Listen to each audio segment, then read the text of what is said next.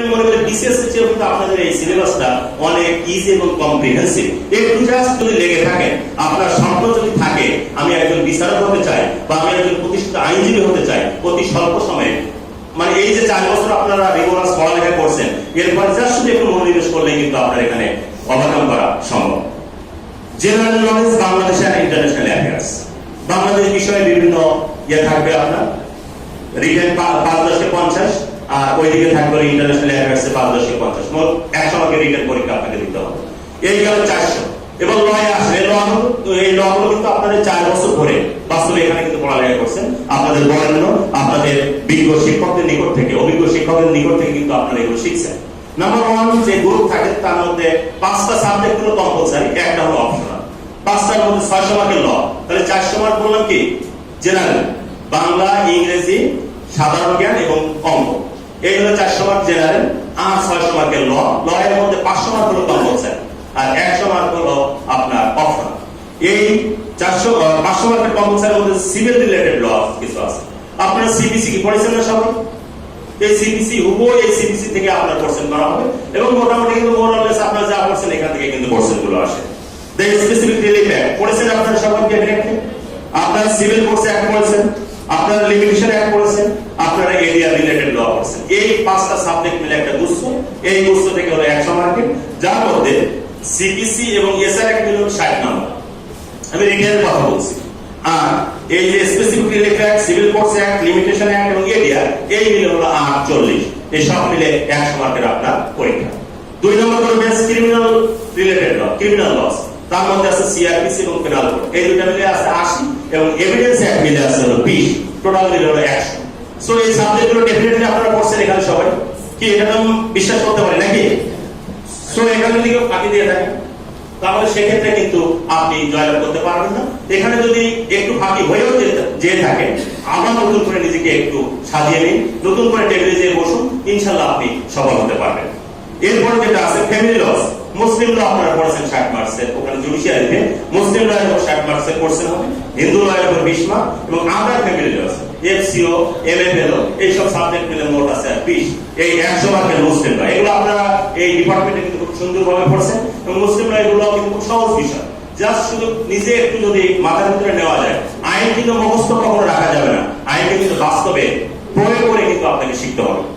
তারপর আছে constitution and other laws, constitution থেকে আছে হলো 80 মার্কস এবং জেনারেল লস অ্যাক্ট এবং ইন্টারপ্রিটেশন অফ দ্য স্ট্যাটিউট, এই মিলে আছে 20। এই টোটাল মিলে 100 মার্কের আপনার। এটা গেল হলো আপনার 400। প্রপার্টিজ রিলেটেড ল আছে, contract law, TP act, registration act, state acquisition and tenancy act এবং নন এগ্রিকালচারাল টেনেন্সি অ্যাক্ট, এই সব মিলে 5টা সাবজেক্ট মিলে আপনার 100। তাহলে এই 5টা হলো আপনার মূল কম্পালসারি, যেটা আপনার বাধ্যতামূলক নিতে হবে।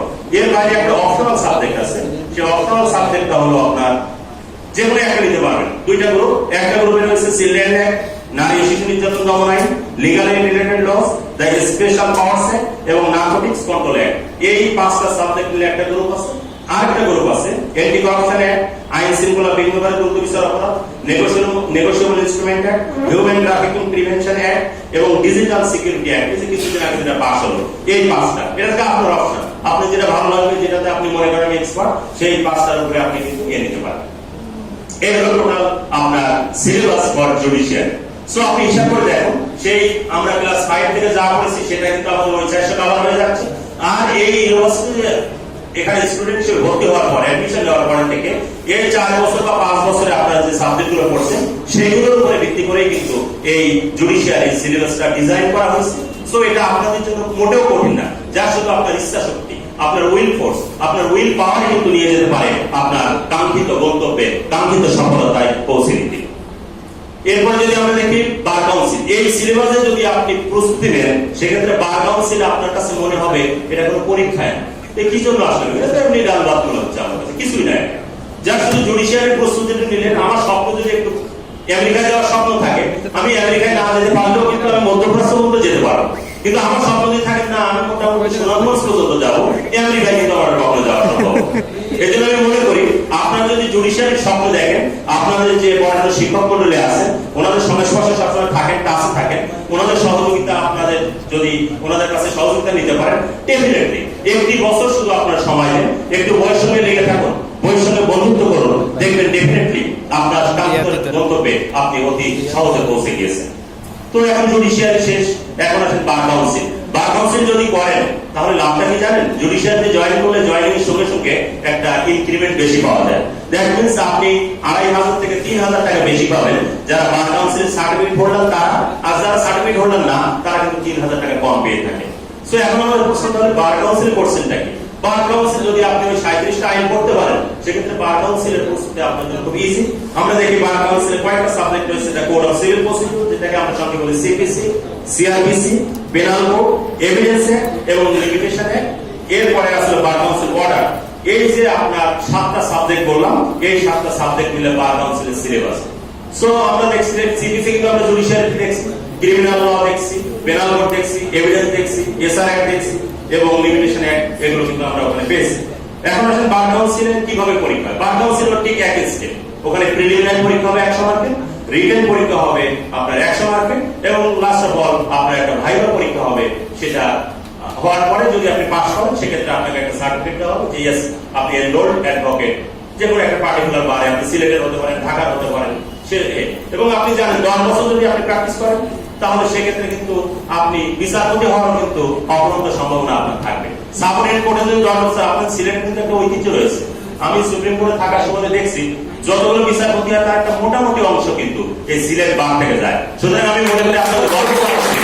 সিলেটের মাটিতে, এই পূর্ণভূমিতে জন্মগ্রহণ করে আপনাদের জন্য কিন্তু সেই সুযোগটা কিন্তু সামনে রয়ে গিয়েছে। আপনাদের মধ্যে ভবিষ্যতে কেউ না কেউ বিচারপতি হবে, এর স্বপ্ন কিন্তু আমরা দেখতেই পাই। ভবিষ্যতে কেউ না কেউ এই আইন জগতে, এই সিনিয়র আসছিলেন নামে, উনি একসময় চলে যাবেন, সিনিয়র একসময় থাকবেন না। ভবিষ্যতে কিন্তু এই কোর্ট, এই আদালত চত্বর আপনাদের পদচারণা কিন্তু মুখর হবে। আপনাদের মতো কেউ না কেউ কিন্তু এই সিলেট বাংলা। এখন আমরা দেখি যে আসলে প্রিলিমিনারি এক্সামে ওখানে কি কি থাকে। ওখানে আপনার সিপিসি থেকে মোট 20টা এমসিকিউ কোশ্চেন হবে, সিআরপিসি থেকে স্পেসিফিক রিলিফ অ্যাক্ট থেকে 10টি এমসিকিউ কোশ্চেন হবে, আপনার criminal law that means CrPC থেকে আপনার 20টা এমসিকিউ কোশ্চেন হবে, পেনাল কোড থেকে 20টি এমসিকিউ কোশ্চেন হবে, এভিডেন্স অ্যাক্ট থেকে 15টি এমসিকিউ কোশ্চেন হবে, লিমিটেশন থেকে 10টা এবং বার কাউন্সিল থেকে 5টা। এই মোট 100 মার্কসের আপনার এমসিকিউ কোশ্চেন হবে। সো এমসিকিউ কোশ্চেন এখানে আপনি 50 পাইলে আপনার পাস।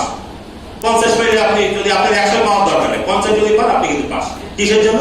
রিটেনে মানে অ্যাপিয়ার করার জন্য কিন্তু আপনি কোয়ালিফাই করে ফেলেন। আপনার 100 টার্গেট নেই, আপনি 60, 70 পান, 50 পান, আপনার কোনো ভয় নেই।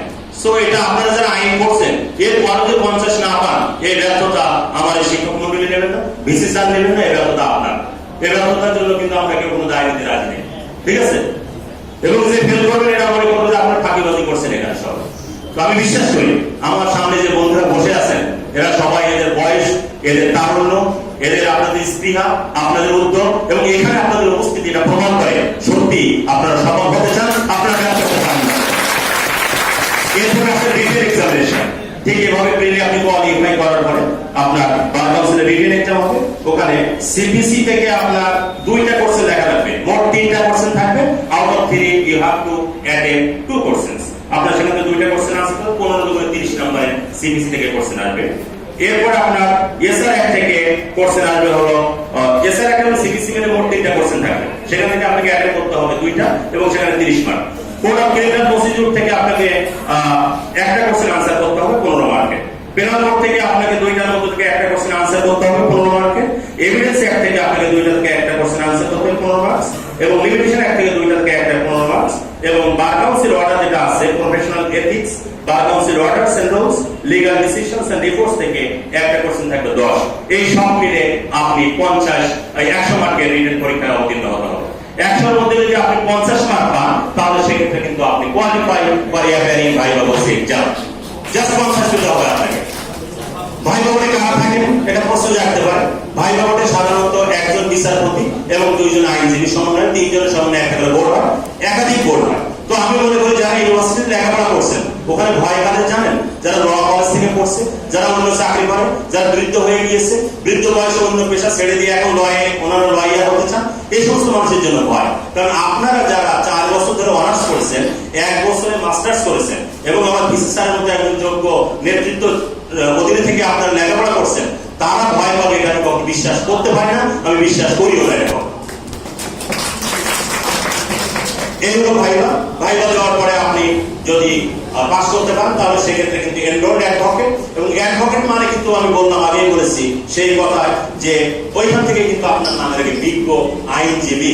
আপনি কিন্তু সাধারণ ব্যক্তি না, আপনার মা বাবা যে নামেই রাখুক না কেন, আপনার সমাজ কিন্তু আপনাকে বলবে বিজ্ঞ। আপনি বিজ্ঞ না, এই কথা বলে কিন্তু মুক্তির কোনো উপায় নেই। আমার বাস্তব জীবনে একটা কথা বলি, আমি যে আইন পড়ে কি ভয়টা পেয়েছিলাম, এবং সত্যিকার অর্থে সেই ভয় আজও আমার যখন মনে আসে, আমি নিজে নিজে রাতে রাতে হাসি যে কি না বোকাটা ছিলাম তখন। আমি ভাটিয়ারে পড়ি, বাড়িতে গিয়েছি, বাড়িতে যাওয়ার পরে আমার মামা উনি আমার বাড়িতে আসলেন, বলেন ভাই রে তুই তো আসছিস, তোর জন্য তো অপেক্ষা করছিলাম। আমার মামা কি হয়েছে, বলে যে একটা মামলা করে দিয়েছি আমি, সিভিল মামলা, তো তুই আসছিস, তুই যেহেতু ল পড়িস, আমার কিন্তু এইবার আমার শক্তি বেড়ে গিয়েছে, তুই কোর্টকে যে বুঝাবি, ওই লয়ার কিছু বোঝে না। আমি তো সর্বনাশ, যে কি আমাকে বললো মামা কি কাহিনী বলেন তো, সে কি কি খতিয়ান কি বল, সব কানের মধ্যে যাচ্ছে কিন্তু। এবং জানি আপনাদের সম্মুখে যদি এখন খতিয়ানের কথা বলি, বিভিন্ন সিভিল এর কথা বলে আপনাদের খুব ভয় হবে, এইসব কি বল। আমি এইসব শোনার পরে মামা কিন্তু আমাকে নিয়ে যাবে একটা সময়, আমার 7 দিনের ছুটি ছিল, 7 দিন না 15 দিনের ছুটি ছিল। থাকার পরে মামা এসে আমাকে সেইভাবে ধরছে, যেতেই হবে সব এনে করে মামাকে বুঝাইল।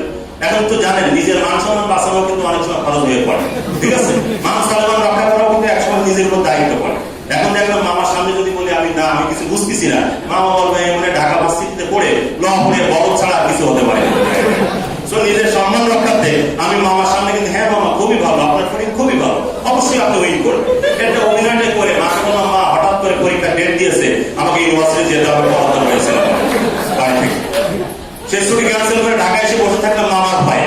আমি মনে করি এই ভয় আপনাদের নাই, কারণ আপনাদের সৌভাগ্য যে আপনারা এমন সুন্দর টিচার পেয়েছেন, আপনাদের সৌভাগ্য আপনাদের কোর্টে যাতায়াত, এখান থেকে কোর্ট কিন্তু বেশি দূরে নয়, আপনাদের যেদিন অবসর থাকে, সপ্তাহে সব দিন ক্লাস না থাকে, মাঝে মাঝে কোর্ট কাছারিতে যাবেন, দেখবেন, কারণ আইনটা আসলে কিন্তু যতটা না মানে থিওরিটিক্যাল, তার চেয়ে বেশি প্র্যাকটিক্যাল।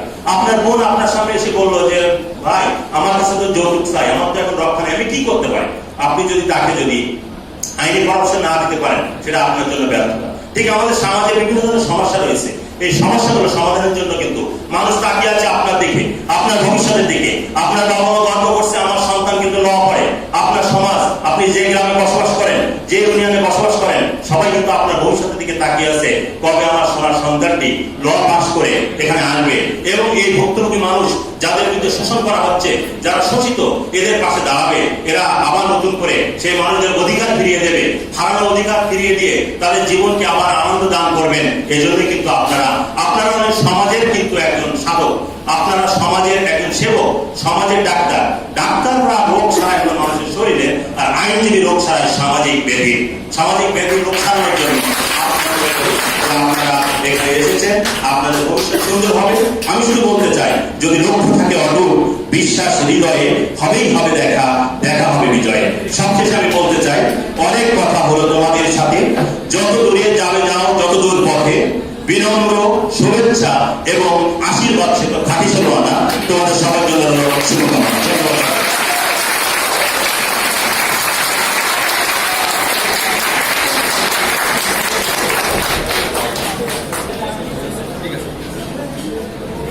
আমি ব্যক্তিগতভাবে মোতাসিম বিল্লাহ স্যারের কোনো বক্তব্য কিংবা ক্লাস আমি শুনি নাই, তো আমি আজকে এই জিনিসটা মানে বিশ্বাসের সহিত বলতেছি যে আজকে যারা উপস্থিত হয়েছেন, আমাদের মাননীয় প্রধান অতিথি থেকে শুরু করে অন্যান্য অতিথিবৃন্দ এবং শিক্ষার্থীরা যারাই আছেন, সবাই মোটামুটি আজকে আমাদের মোতাসিম বিল্লাহ স্যারের যে একটা সেমিনার নিয়েছেন, যে বিষয়ের উপর অনেক উপভোগ করেছেন এবং অনেক বেশি উপকৃত হয়েছেন এবং অনেক বেশি উপকৃত হবেন।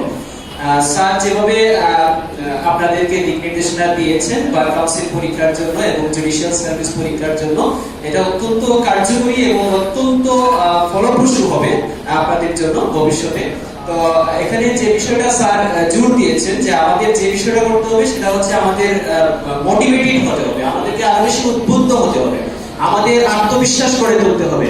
এবং আমরা পরীক্ষার জন্য যে স্ট্র্যাটেজি গুলো আছে, ওই স্ট্র্যাটেজি গুলো আগে রপ্ত করতে হবে এবং পরিশ্রম এবং একাগ্রতা নিয়ে যদি আমরা চেষ্টা করি, তাহলে আমাদের পক্ষে অবশ্যই সম্ভব লক্ষ্য অর্জন করা, এবং তোমাদের পক্ষেও সম্ভব লক্ষ্য অর্জন করা। স্যারকে আমি অশেষ ধন্যবাদ জানাচ্ছি স্যারের এই দিক নির্দেশনাপূর্ণ বক্তব্য দেওয়ার জন্য।